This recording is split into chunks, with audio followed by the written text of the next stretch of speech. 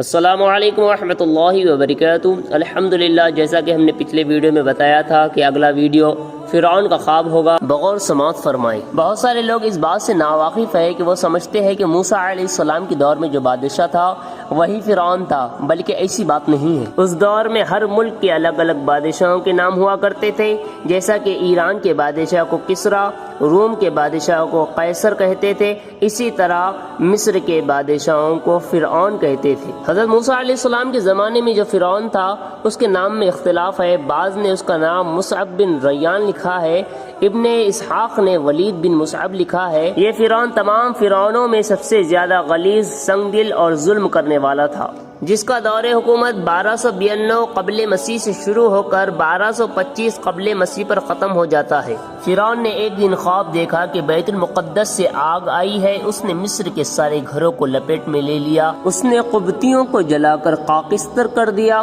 جبکہ بنو اسرائیل کے گھر صحیح و سالم رہے۔ فرعون نے جادوگر، کاہنوں اور خواب کی تعبیر بیان کرنے والوں کو بلایا اور ان سے اپنا خواب کے بارے میں بتایا۔ انہوں نے کہا کہ بنی اسرائیل میں ایک ایسا بچہ پیدا ہوگا جو تیری بادشاہت کے زوال کا سبب ہوگا۔ مصر کے سرزمین میں فرعون کا غلبہ تھا اور وہ ظلم و تکبر میں انتہا کو پہنچ گیا تھا، حتیٰ کہ اس نے خدائی کا دعویٰ بھی کیا تھا۔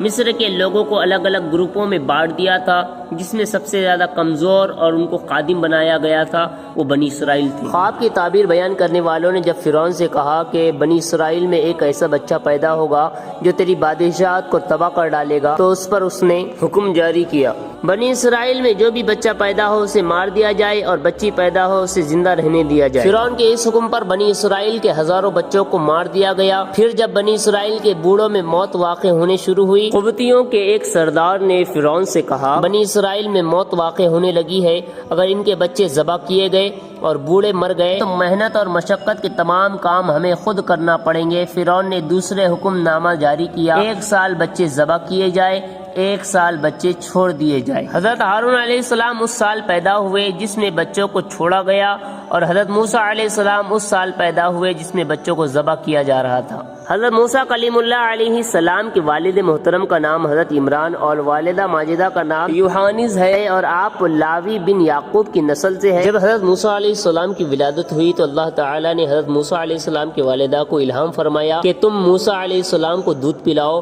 پھر جب تمہیں اس پر خوف ہو ہمارے ہمسائے یعنی پڑوسی وہ شکایت کریں گے اور فرعون اس فرزند ارجمن کو قتل کرنے کے در پر ہوگا، تو بے خوف و خطر اسے مصر کے دریائے نیل میں ڈال دے اور اس کے غرق ہو جانے اور ہلاک ہو جانے کا اندیشہ اور اس کی جدائیگی کا غم نہ کر، بے شک ہم اسے تیری طرف پھر لائیں گے اور اسے رسولوں میں سے بنائیں گے۔ چنانچہ آپ رضی اللہ تعالی عنہا چند روز حضرت موسیٰ علیہ السلام کو دودھ پلاتی ہے۔ اس عرصے میں حضرت موسیٰ علیہ السلام نہ روتے تھے، نہ ان کی گودی میں کوئی حرکت کرتے تھے، اور موسیٰ علیہ السلام کی بہن کے سوا کسی کو آپ کی ولادت کی خبر نہیں تھی۔ جب آپ کو فرعون کی طرف سے اندیشہ ہوا کہ حضرت موسیٰ علیہ السلام کو ایک صندوق میں ڈال کر، جو خاص طور پر اس مقصد کے لیے بنایا گیا تھا، رات کے وقت دریائے نیل میں بہا دیا۔ جس رات حضرت موسیٰ علیہ السلام کے والدان نے آپ کو دریا میں ڈالا، اس کی صبح کو فرعون کے گھر والوں نے آپ علیہ السلام کے صندوق کو دریائے نیل سے اپنے محل میں آنے والی نہر سے اتار لیا اور اس صندوق کو فرعون کے سامنے رکھا۔ جب اس صندوق کو کھولا گیا تو اس میں سے حضرت موسیٰ علیہ السلام برآمد ہوئے۔ فرعون نے اپنی قوم کے لوگوں کی طرف سے ورغلائے جانے کی بنا پر حضرت موسیٰ علیہ السلام کو قتل کرنے کا ارادہ کیا، تو فرعون کی بیوی نے اس سے کہا، یہ بچہ میری اور تیری آنکھوں کی ٹھنڈک ہے، تم اسے قتل نہ کرو، شاید یہ ہمیں نفع دے یا ہم اسے اپنا بیٹا بنا لے کیونکہ یہ اسی کے قابل ہے۔ فرعون کی بیوی آسیہ بہت نیک خاتون تھی، انبیاء کرام علیہ السلام کی نسل سے تھی، غریبوں اور مسکینوں پر رحم و کرم کرتی تھی۔ حضرت آسیہ کی یہ بات ان لوگوں نے مان لی، حالانکہ وہ اس انجام سے بے خبر تھے جو ان کے ساتھ ہونے والا تھا۔ فرعون، اس کا وزیر حامان اور ان کے لشکر نافرمان تھے، تو اللہ تعالیٰ نے انہیں یہ سزا دی کہ انہیں ہلاک کرنے والے دشمن کی انہی سے پرورش کروائی۔ فرعون نے جو خواب دیکھا تھا وہ حقیقت میں اس کے نظروں کے سامنے کس طرح آیا اور اس کے لشکر کے ساتھ اسے تباہ کس طرح کیا گیا، اگلے ویڈیو میں اس کا ذکر کیا جائے گا۔ اسی طرح ہمارے ساتھ جڑے رہے، ہمارے چینل شاہ بخاری نیٹ ورک کو سبسکرائب کریں، لائک کریں، کمنٹس کریں، شیئر کریں۔ جزاکم اللہ خیرا۔ السلام علیکم ورحمۃ اللہ۔